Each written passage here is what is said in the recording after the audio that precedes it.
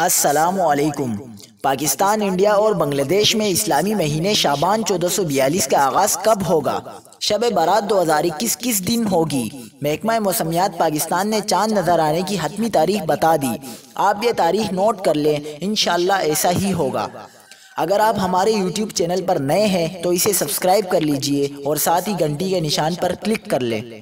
ماہ شعبان 1442 ہجری کا چاند دیکھنے کے لیے رؤیت ہلال کمیٹی کے زونل سطح کے اجلاس اتوار 29 رجب یعنی 14 مارچ 2021 کی شام نماز عصر کے بعد شروع ہوں گے۔